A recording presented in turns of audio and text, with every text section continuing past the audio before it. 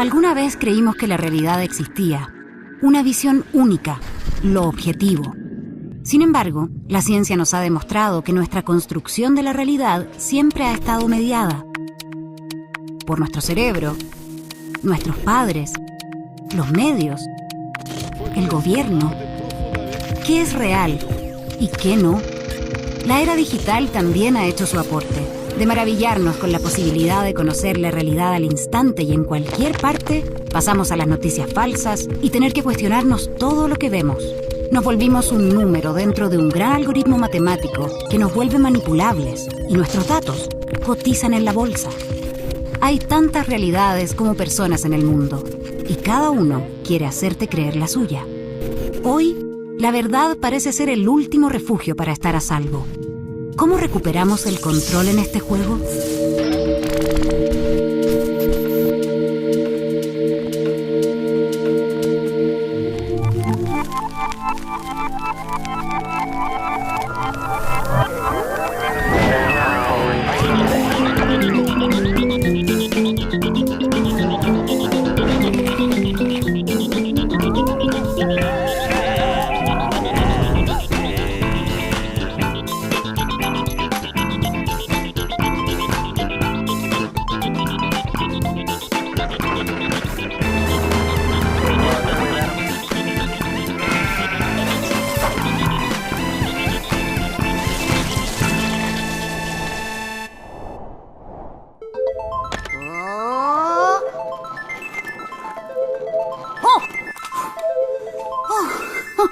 De verdad pensé que iba a chocar con eso.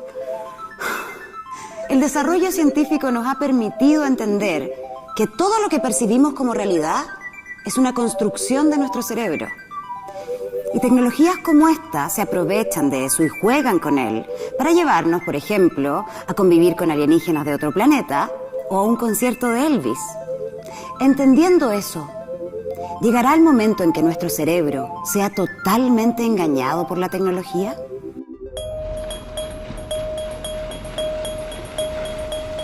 Inicialmente yo quería ser biólogo marino y trabajar con delfines, como muchos pensábamos en nuestra época emular a Jacques Cousteau. Y en el camino me di cuenta que me fascinaban los delfines y la conducta. Y de ahí llegué al cerebro y terminé en el laboratorio de Humberto Maturana y Francisco Varela. Y de ahí me quedé pegado y fascinado con el cerebro hasta el día de hoy. Mi nombre es Pedro Maldonado, soy investigador y académico de la Facultad de Medicina de la Universidad de Chile y trabajo en el área de neurociencias.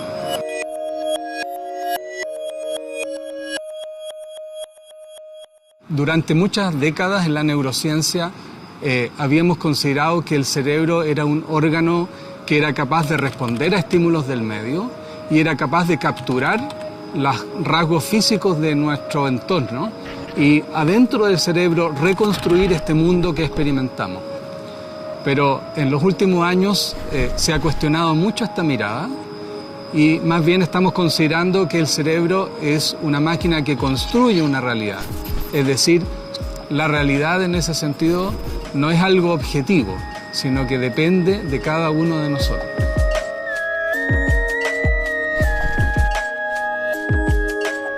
El gran cambio de paradigma que ha ocurrido en los últimos años es entender que lo que le pasa al cerebro y lo que nos pasa como experiencia no es una captura de la realidad, sino que es una construcción. De alguna manera, entonces, estamos entendiendo diferentes sistemas nerviosos en que ahora el cerebro tiene un rol activo en construir esa realidad y no ser simplemente un receptor pasivo de lo que ocurre en el mundo.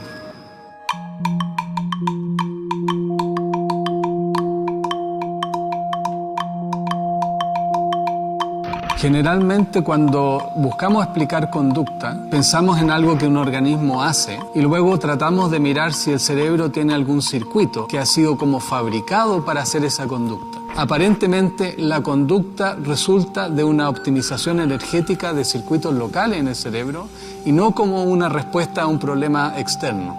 Las neuronas de nuestro cerebro son ciegos a lo que pasa afuera. No saben de luz, no saben de químicos. Ellos solo saben de actividad eléctrica que le llega a otra neurona. De manera que estos ejemplos ilustran que en todas las modalidades sensoriales es es el cerebro el que está involucrado directamente en capturar cambios del medio para poder construir nuestra percepción. Nosotros estamos haciendo este experimento donde cultivamos neuronas para fabricar un mini cerebro en un plato.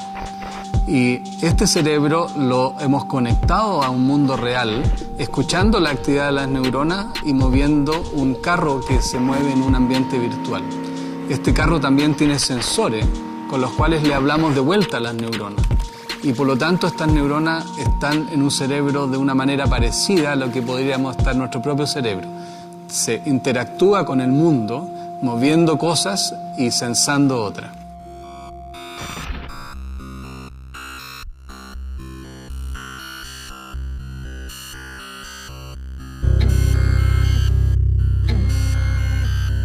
Una cosa es cultivar las neuronas, pero luego el siguiente paso, que es difícil, es mantenerlas vivas.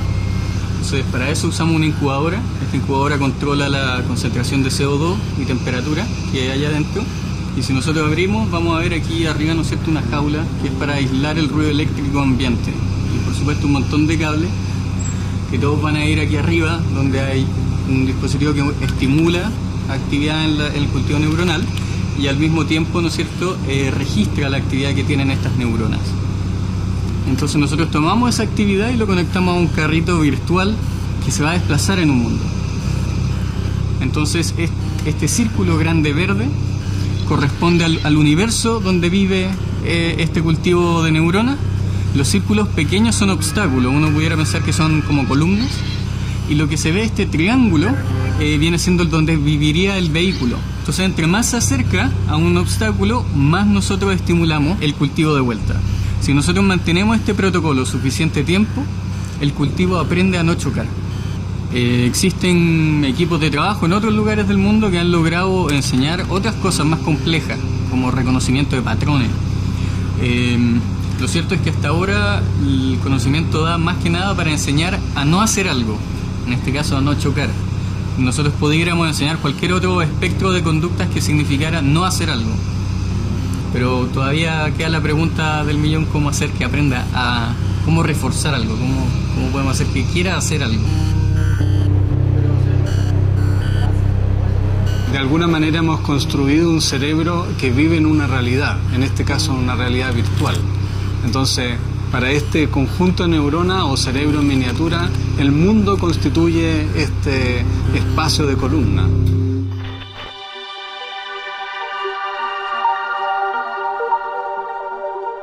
El cerebro, en esta sofisticación particularmente que tenemos los humanos, es capaz de hacer estas simulaciones mentales.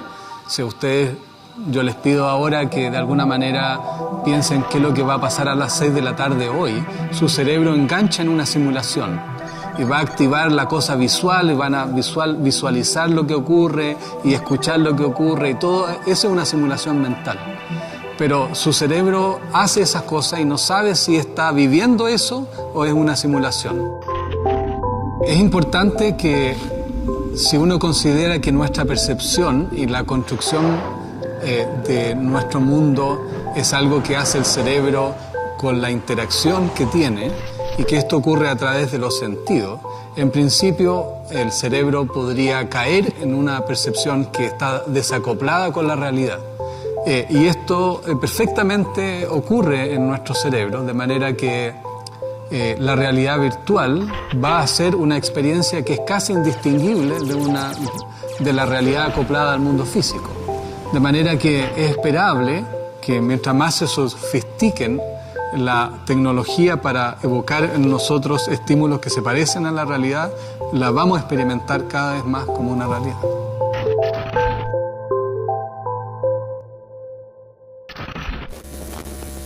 Ya sabemos que lo que creemos que es real es solo una construcción de nuestro cerebro.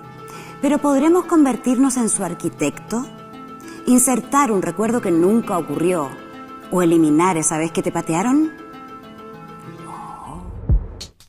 Nuestro cerebro es un laberinto de misterios. ¿Cómo funcionan los recuerdos? ¿Podremos cambiarlos como quien arregla su casa? En Estados Unidos, una pareja de científicos ya tiene una respuesta. A través de un rayo láser conectado al cerebro de un ratón, pudieron activar y desactivar las células asociadas a los recuerdos. De llegar a los mismos resultados en humanos, podríamos revivir nuestros recuerdos o incluso implantar uno falso. ¿Seguiremos siendo dueños de nuestras mentes? ¿O podrá llegar un hacker a alterarlas? Desde el proyecto Brain, que trabaja en crear el primer mapa del cerebro, indican que habría que establecer un nuevo derecho humano, la neuroprotección. Nuestro cerebro está dejando de ser una pieza oscura y más temprano que tarde podremos hacer con él cosas que pensábamos imposibles.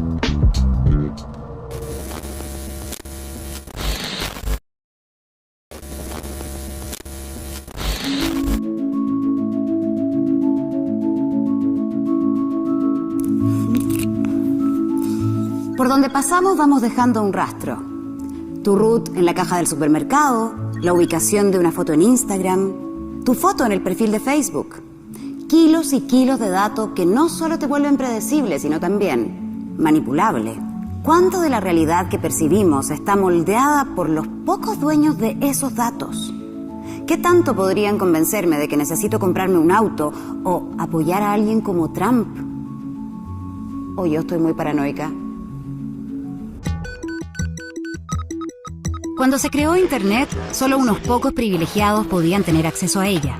Militares, académicos y gente con ciertas capacidades y recursos. Pero en 1993, cuando se presenta públicamente la World Wide Web, es que empieza su masificación, y ya sabemos en qué va esa historia. La abogada Renata Ávila mira con atención el desarrollo de esta tecnología y prende las alarmas sobre cómo los datos que compartimos en ella podrían estar aumentando el poder de quienes tienen acceso a esa información. ¿Cuánto de esto nos puede estar llevando a ser una sociedad más desigual? Junto con el cambio de siglo vino un cambio importantísimo en Internet. Vino la posibilidad de que Internet estuviera contigo más allá de tu oficina. Pero también empezó a darse la geolocalización. ¿Por qué eso es importante? Porque, bueno, ahora sé exactamente desde dónde se está conectando en cualquier momento del día. Y eso tiene tremendas implicaciones políticas. Uno de mis primeros trabajos fue trabajar con los documentos de la Comisión de Verdad de Guatemala. Y uno de los hallazgos más interesantes fue el fichero que tenía la policía sobre activistas, disidentes, gente que les parecía interesante, cómo monitoreaban a la gente. En el momento en que este archivo sale a la luz, fue un verdadero escándalo. Hoy, nosotros voluntariamente y a todo el público le estamos contando cosas que no hace mucho, hace 15 años, nos horrorizaría saber que la policía sabía. Soñaría el organismo de inteligencia de una dictadura del pasado tener el acceso a la información que tienen sobre cada individuo del mundo hoy. Si yo quiero saber quiénes son católicos o quiénes tienen ciertas preferencias sexuales para manipularlos para mis fines, lo voy a poder hacer. Internet surge como un proyecto militar para control y yo diría que hoy, 2019, está consolidado como un instrumento global de control y hegemonía política. Presidentes que tienen negocios de inmigración ilegal, candidatas que venden armas al terrorismo y parlamentarias que quieren legalizar la pedofilia. Tranquilos, son noticias falsas. Algunas de las que se han esparcido para agitar la agenda política de varios países del mundo, y en algunos casos fueron clave en el resultado de las elecciones. Si bien todos podríamos estar en contra de las noticias falsas, tampoco nos gusta cuando nos dicen que estamos equivocados, ¿no? Esto ha hecho surgir un nuevo concepto, la autoverdad. El concepto de autoverdad es básicamente ese rechazar los datos que se me presentan y tratar de asegurar mi posición buscando, atrayendo a más elementos que refuercen ese miedo o que refuercen esa furia o que refuercen esa actitud social o antisocial. Entonces, ¿qué pasa con estos generadores de noticias falsas? Ellos quieren la máxima atención de la gente, quieren como que el máximo posible de personas caiga. Entonces, lo que ellos buscan es orbitar cerca de aquellas personas que precisamente están enfocadas en estas preconcepciones y tratan de acumular el máximo posible, de ser lo suficientemente atractivos como un imán para que caigan en esas autoverdades. Estamos en la época de las campañas políticas más baratas de la historia. porque nunca antes se pudo alcanzar a tantas personas en tiempo real con tan pocos recursos. Entonces eso cambia todo. Con extraer datos, monitorear comportamientos y tal, ya las personas no van a saber por qué será que ese candidato o esa candidata está diciendo exactamente lo que yo quiero oír. Entonces estamos creciendo en esta atomización seria, aún en espacios comunes, donde mi verdad, tu verdad y la verdad de él son distintas. Si no reventamos estas burbujas de autoverdad y no ponemos atención a cómo se usan nuestros datos, la democracia corre peligro. Este es un problema global. Renata propone un nuevo pacto sobre el uso de datos, donde la solución podría venir del sur del mundo. Hoy hemos delegado en 5 compañías de Silicon Valley tareas de infraestructura básica. La infraestructura de la información de los países ya no es controlada por los países. Si algo falla o si esas compañías quieren, con una sanción, se lleva la economía entera de un país. Entonces, esa es la dimensión. Pequeñas compañías de 25,000 empleados hoy son más poderosas que democracias de 200 millones de habitantes. El momento de definir el futuro es ahora. Necesitamos un nuevo pacto sobre nuestros datos y ese es el punto de partida. ¿Será que es tecnología la respuesta o será que tenemos que apuntar a políticas públicas y a este nuevo pacto de los datos que nos devuelva el control de las cuestiones que teníamos, al menos en la época electoral? ¿Será que lo que corresponde es que las autoridades electorales declaren apagón de Facebook en época de campaña? Y entonces creo que se pueden crear interesantes mecanismos de colaboración, solidaridad y exploración de las soluciones, donde el problema viene del norte global, pero la respuesta puede venir del sur. Esa es mi utopía, y el sueño sería que, como por ejemplo Chile contribuyó a desarrollar el concepto de justicia universal, el próximo concepto, la próxima solución al problema que tenemos democracia y datos, democracia y tecnología, democracia y verdad, pueda venir de esta región y que podamos aportar al mundo esta solución.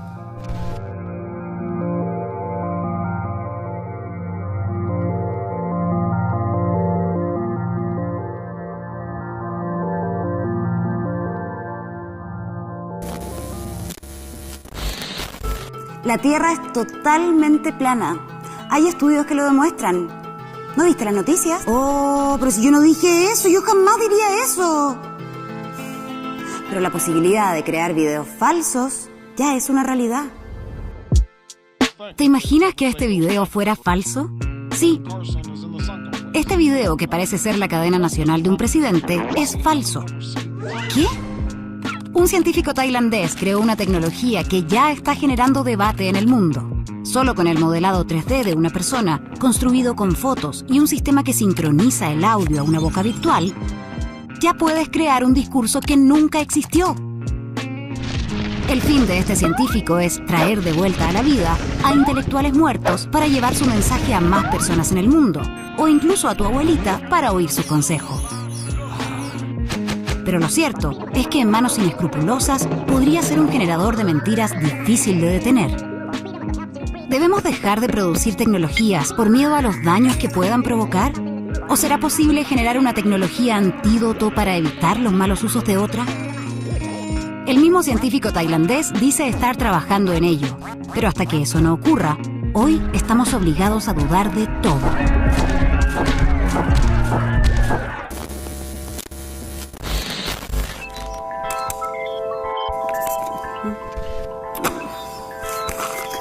Siempre me han costado los números. Todavía tengo que usar todos los dedos para sacar una cuenta. Y si alguien me habla de hipotenusa, yo pienso que es un virus. Pero si hay algo que he aprendido a amar de las matemáticas, es su preciosa exactitud.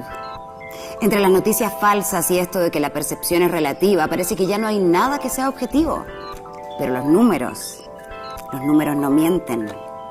Esta ecuación podría ser el inicio de la construcción de un edificio o el cálculo que nos permita llegar a Marte. En tiempos donde parece que ya no se puede creer en nada, el mundo de las matemáticas es un bálsamo de certezas. Modelo matemático.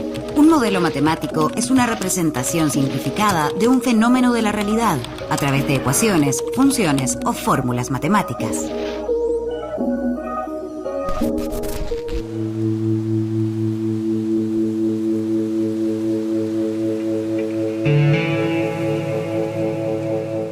Hay riesgos con la tecnología y bueno, y sin irse a cosas tan graves, el hecho de que tengamos tantas más posibilidades gracias a la tecnología y gracias al desarrollo cultural y social, dedicar nuestro tiempo a tantas cosas pues también nos puede distraer y nos puede dispersar de lo que es importante. Entonces es una pregunta que cobra mucha relevancia, cómo en medio de tantas posibilidades llevar una vida simple y volver a lo esencial y llevar una vida en donde uno se sienta realizado, en donde uno sienta que hace cosas que tienen sentido, porque discernir entre una cantidad mayor de opciones se hace más complejo.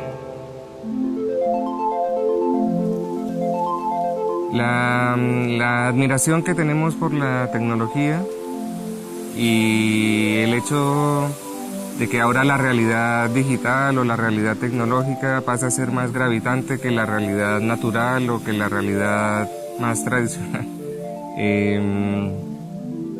afecta nuestra misma curiosidad.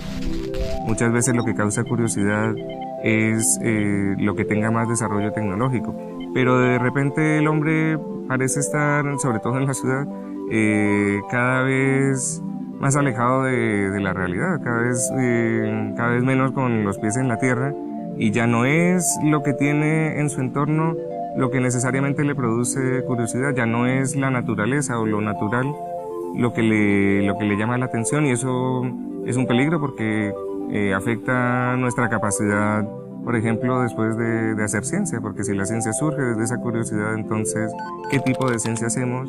Puede ser una ciencia que tiene que ver con la resolución de la cámara, con tener autos más veloces, pero a lo mejor no necesariamente curiosidad de cosas que nos hagan ser más humanos o que nos lleven a un conocimiento más profundo de otras cosas que también son importantes. Yo creo que sí podría existir una verdad, solo que aún no nos acercamos completamente a ella. Nunca existe una verdad absoluta porque siempre van a existir distintos puntos de vista. Entonces a veces uno no sabe si creer o no en lo que a uno le envían por WhatsApp o por las redes sociales o por lo que sea. Las redes sociales lo que ayuda es para buscar información sobre lo que uno quiere saber, pero yo creo que los libros son los que tienen la respuesta verdadera. Es parte de un trabajo constante. No tenemos todas las respuestas a todas las preguntas, al menos por ahora.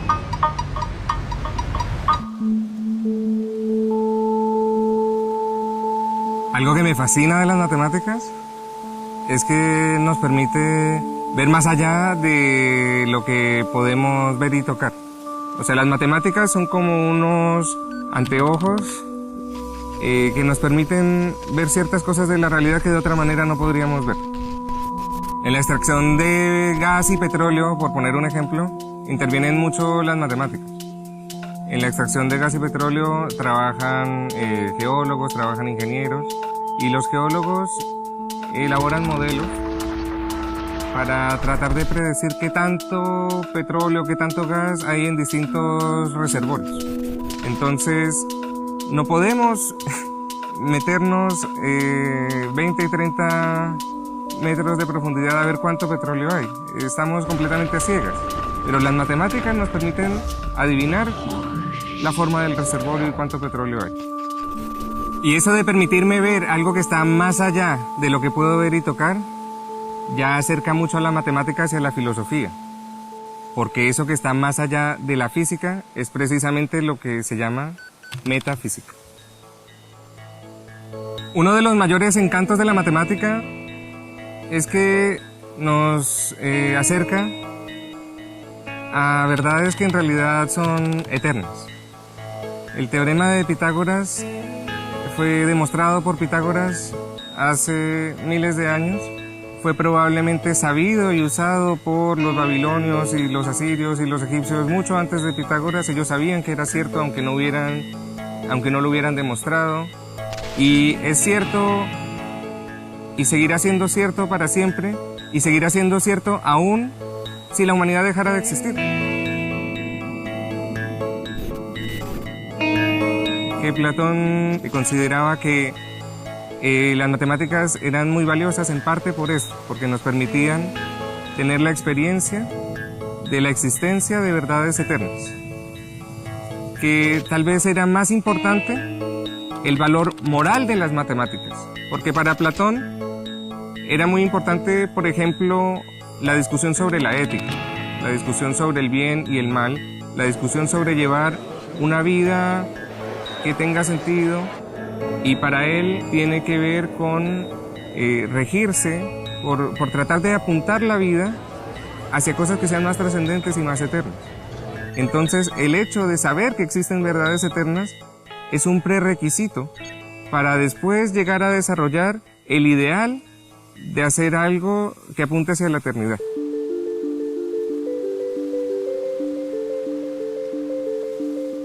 Las matemáticas son útiles y pueden ayudar a resolver problemas reales, pero la realidad también puede motivar problemas muy interesantes y muy estimulantes de matemática pura. Entonces la realidad motiva problemas que son estimulantes también para los científicos.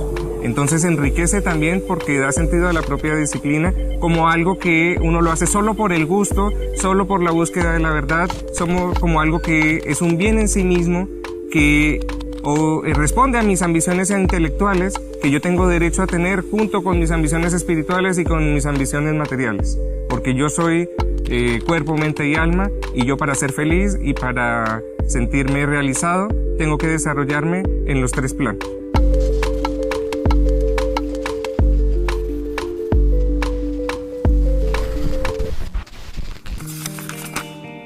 No, los países serios no se están saliendo de la ONU. No, las vacunas no provocan autismo. No, nadie se va a morir si no reenvías esto a todos tus contactos. Todos hemos creído en algo absurdo alguna vez. Por eso es tan importante cuestionar la realidad que se nos presenta. Hoy ya no basta con ser un receptor pasivo.